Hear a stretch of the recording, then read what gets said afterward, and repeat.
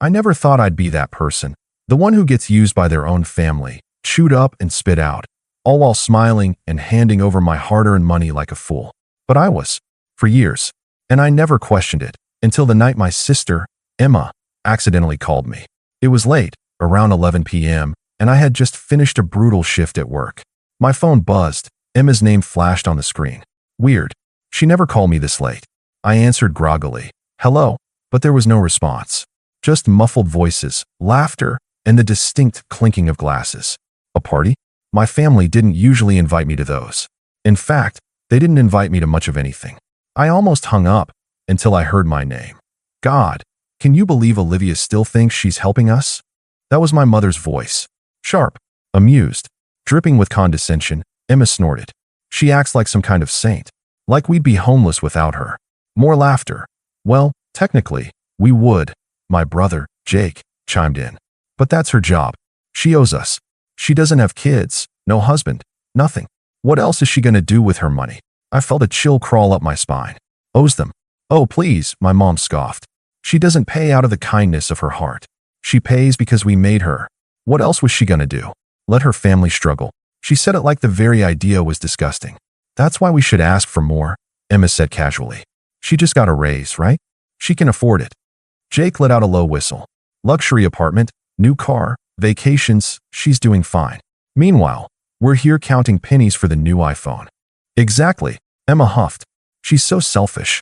If she really cared, she'd cover more than just rent. Like, the groceries, the utilities, mom's spa days. I felt my stomach turn.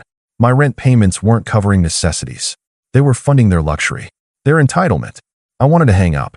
I wanted to scream. But I didn't. I sat there, gripping my phone so tightly my fingers ached, listening as my entire family, people I had sacrificed so much for, tore me apart like I was nothing. My mother sighed dramatically. I mean, what else can she do? Stop paying? Huh. She's not that heartless. Laughter erupted. I clenched my jaw, my blood boiling. They thought I was trapped. They thought I needed them. They thought I'd never, ever pull the plug. They had no idea what was coming. I sat there, phone still pressed against my ear, my heartbeat pounding in my skull like a war drum. The call was still going. They hadn't realized. They had no idea I was listening. Emma let out a sharp laugh, the kind that always made me feel like I was the punchline of a joke I didn't understand. God, you remember when she actually thought she could say no? That one time. Jake snorted. Oh yeah. What was it, like 2 years ago? She tried to set boundaries, or some crap. My mother made a noise of pure amusement. And look how fast she folded. One little guilt trip and she was begging to help again. Emma sighed dramatically. She's too soft. Too afraid of being the bad guy. That's why we always win. Something inside me twisted, hard, and violent. When? This wasn't a family helping each other out. This was a game to them. A power trip. They were playing with me, laughing behind my back, while I bled myself dry for them.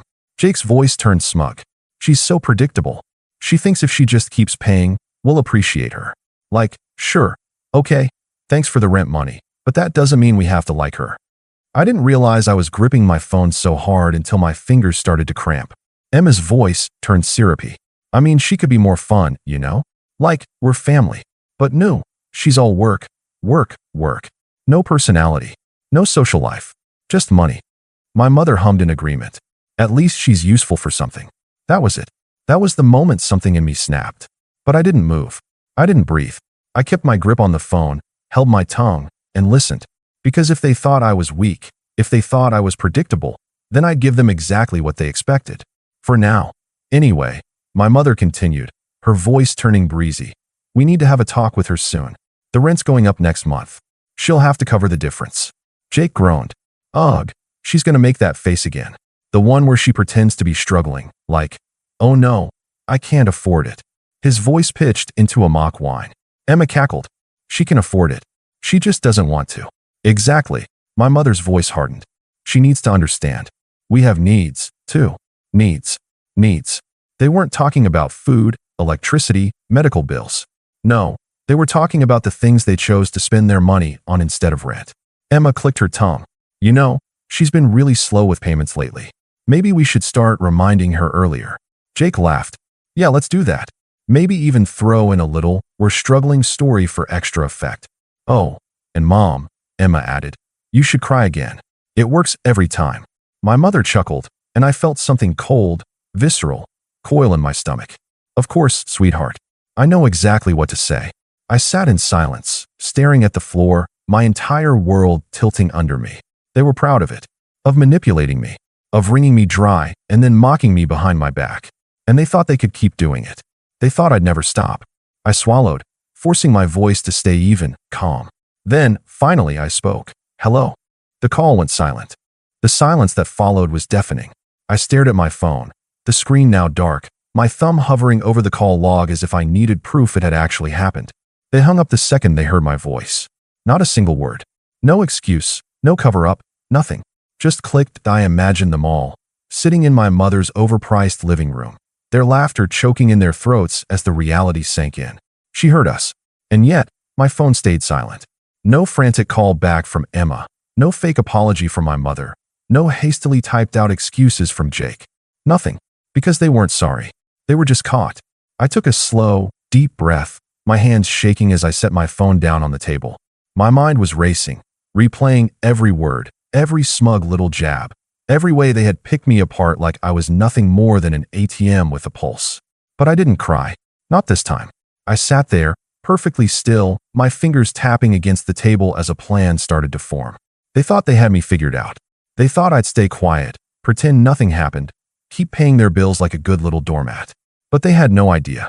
I could already picture it, their faces when the next rent payment didn't arrive. The panic, the outrage, the audacity they'd have to act like I was the one betraying them. But not yet. I wasn't going to cut them off immediately. No, that would be too easy, too predictable. If they wanted to believe I was weak, if they thought they still had control over me, then I'd let them think that. For now, I picked up my phone, scrolling through our family group chat.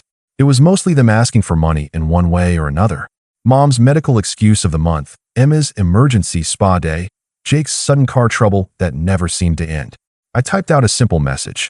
Hey, sorry, my phone glitched and dropped the call. Everything okay? I hit send. Seconds later, the typing bubble appeared. Emma texted, oh haha yeah, just bad signal. We weren't even talking about anything important lol. Liar. I stared at the screen, watching the dots flicker as she hesitated, probably wondering if I had heard anything. If I knew. Emma texted, anyway, Mom wanted to talk to you soon. Maybe this weekend? I smiled. There it was. The setup. They were already laying the groundwork for their next demand. I cracked my knuckles, my pulse steady, my mind clear. This weekend? Fine. I'd play along. And when the time was right, when they were at their most desperate, when the rent was due, I'd pull the rug out from under them so hard they wouldn't know what hit them. Let's see how they handled life without their little burden paying their way. The weekend came faster than I expected. I spent the next few days going through the motions, answering their messages like nothing had changed, letting them believe I was still oblivious. Emma texted me the most, sending casual updates about her stressful life, her new manicure, a shopping spree, a dinner at some high-end restaurant. Jake mostly stuck to short messages, acting like we were close just in case he needed to ask for something later. And Mom? She played her role perfectly. Mom, hey sweetheart, hope you're doing okay. Just wanted to check in. Love you. The kind of message that used to make me feel guilty for even thinking of saying no to them. But now it was just part of the game. They were so predictable it almost made me laugh. Saturday finally rolled around, and I made my way over to Mom's house. Or, more accurately, the house I had been paying for. The moment I pulled up, I felt it, the twisted mix of nerves and excitement coiling in my chest. I wasn't here to fight. Not yet. I was here to watch. To see how they planned to manipulate me this time. I stepped inside without knocking, something they expected from me. Something that made them feel like I was still part of this little toxic mess of a family. The smell of expensive candles and takeout filled the air. Mom was sitting on the couch, wrapped in some overpriced blanket, a cup of tea in her hands like she was preparing for a serious discussion. Emma lounged across from her, lazily scrolling on her phone, and Jake sat at the kitchen counter, munching on something that looked suspiciously expensive for someone who couldn't afford rent. They have no idea. Mom looked up, giving me the kind of warm smile that used to make me feel safe. The same smile she probably used right before she planned to wring more money out of me. There you are, sweetheart, she said, voice soft. We were just talking about you. I bet you were. I smiled back, keeping my expression easy, relaxed. Oh yeah? What about? Mom sighed dramatically, setting her tea down. Well, You know how much we appreciate everything you do for this family. You've been such a blessing, helping out with rent and all. Here it comes. Emma chimed in, her tone carefully casual. Yeah, like, we were actually just talking about how much rent has gone up lately. It's crazy. Jake let out a low whistle. Insane. Like, I don't even know how people are affording it. Mom nodded, her eyes wide with exaggerated concern. And, well, we wanted to talk to you about that. The landlord is raising the rent again. It's really bad this time. I tilted my head, pretending to think. Oh wow, by how much? Mom hesitated, just for a second. A few $100s more a month. Emma immediately jumped in. Which, you know, isn't that bad, but with all the bills, it's just so much, you know? We're barely keeping up. Jake sighed, running a hand through his hair. And we hate to ask, but there it is. The ask. The moment where they expected me to smile, nod, and say, of course, I'll help. I leaned back, pretending to think it over, like I was actually considering it. Let them squirm. Mom leaned forward, her voice soft, full of fake concern. Sweetheart, we wouldn't ask if we weren't really struggling. Emma sighed dramatically. Like, I've had to cut back on so many things. Cut back? She had just posted about buying a new designer bag yesterday. Jake shook his head, playing the role of the stressed-out brother. We're just lucky to have you, you know? Not everyone has a sibling who cares this much. I could barely keep the amusement off my face. They're laying it on so thick. Mom reached out, placing her hand on mine, her voice dipping into that motherly tone she always used to guilt-trip me. So, sweetheart, can you cover the increase? Just until we figure things out. I let the silence stretch. The air felt thick, the weight of their expectations pressing down on me. They thought they had me. Thought I'd fold, just like every other time that I met my mother's eyes, smiling. Of course, I said. Relief flooded her face so quickly she almost gasped. Emma grinned. Oh my God, you're the best. Jake clapped me on the shoulder. Knew we could count on you. I smiled, nodding along, playing the role they expected. Because they had no idea. No idea that in just a few weeks, when the rent was actually due, they'd wake up to an eviction notice instead of my money that I wasn't helping them anymore. I was about to watch their whole world collapse. And I couldn't wait. The days after that conversation were like a game of waiting. Every time they texted me, I smiled, laughed at their jokes, and sent a few meaningless responses to keep the act going. They had no idea what I was planning. I kept my distance, careful to avoid making it seem like I was pulling away too quickly. They'd just accuse me of being distant, of changing, and I wasn't about to give them any ammo. Each day, I went through the motions, pretending like nothing had shifted in my head, even though everything inside me was screaming to pull the plug already. I wanted to do it right away, but I had to make sure I was in control. This wasn't just about getting back at them. It was about teaching them a lesson they'd never forget. They still expected me to be there when they needed me. They still expected me to be their safety net, the one they could count on when their spending habits caught up with them. The truth was, they could have easily afforded rent without my help. They were just so used to living beyond their means that they thought they were entitled to everything I'd been giving them. They didn't need my money. They wanted it. And that was the line I'd finally drawn in the sand. It was only a week before the next rent payment was due when I got the call that I was sitting at my kitchen table, scrolling through some work emails when my phone buzzed. The caller ID made my stomach tighten. Mom. I hesitated for a second, pretending I didn't know exactly what this was about. Hey, Mom. I answered, trying to keep my voice neutral, even though my heart was pounding. Oh, thank God you picked up, she said, her voice tight. Sweetheart, we're in a bit of a jam. Here it comes. What's going on? I asked, my tone calm, like I had all the time in the world to listen to whatever excuse she was about to give me. Well, you know how we were talking about the rent increase, she started, clearly rehearsing what she was about to say. Well, the landlord is being really unreasonable. He's insisting on the full increase, and we're really struggling here. Uh-huh. I already knew where this was going. We're just asking for a little bit of help, she continued, the fake sweetness back in her voice. Just to get us over the hump this month, and then we'll figure things out, okay? I could hear the desperation in her tone. She knew she couldn't pull the wool over my eyes anymore. I stayed silent, letting the tension build. She couldn't possibly believe I'd just roll over and give them another month of my life, could she? Did she really think I hadn't noticed how their spending had spiraled out of control? So, what do you think, sweetheart? She asked, her voice a little too hopeful that I couldn't hold it in anymore. I let out a slow breath, trying to sound casual. I think you're more than capable of handling this on your own. She was silent for a moment, as if trying to process what I had just said. I could practically hear her brain working overtime, trying to figure out how to fix this. You know I can't just let you guys get evicted, right? I continued, keeping my voice calm. You've got money for things like new furniture, trips, expensive dinners, but you can't seem to save for rent. The silence on the other end of the line was deafening. Then, slowly, she spoke. Sweetheart, we don't have that kind of money right now. You know it's not that simple. We're really struggling. I kept my voice steady, but the anger was rising. It's only not that simple because you've been living beyond your means for years, Mom. You've been using me as a crutch, and I've had enough. You know that's not true, she said, her voice tightening, trying to cling to the lie. You owe us. You know we've always been there for you, haven't we? I let that one sit for a moment. Yeah, you've always been there, when it was convenient for you. But now I'm done being your ATM. It's time to figure things out on your own. Mom's voice shifted, the facade cracking. Sweetheart, please, we can't. I've already made up my mind. I interrupted, my voice cold. And I won't be paying this month's rent. You'll have to figure it out. Good luck. I hung up before she could respond. I sat there in the stillness, my heart racing. It wasn't a feeling of guilt, though. It was more like the moment before a thunderstorm, when the air is thick with tension and you know something big is coming. I knew they wouldn't take this well. Hell, I was practically daring them to react. But I also knew they had no other option but to beg. That's when the real fun would begin. Over the next few days, my phone was bombarded with messages. Texts from Mom, calls from Dad. Even my sister, who normally didn't get involved in financial drama, had a message waiting for me. Can you please talk? We really need to sort this out. I didn't respond to any of them. In fact, I turned my phone on Do Not Disturb mode and avoided all of it. The longer I could keep them in the dark about the fact that I knew what they'd been saying, the better. I could feel their desperation starting to seep through, and I let it marinate. The day the rent was due came, and sure enough, the calls started up again.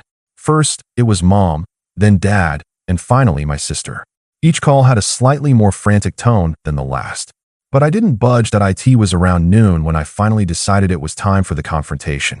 I was sitting at my kitchen table, sipping coffee, when I saw a text from my sister pop up.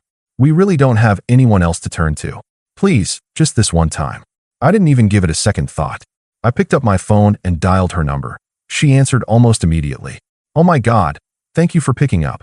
She sounded relieved, like she'd been holding her breath. We're in deep trouble. The landlord said if we don't get the full payment in by tomorrow, he's going to start the eviction process.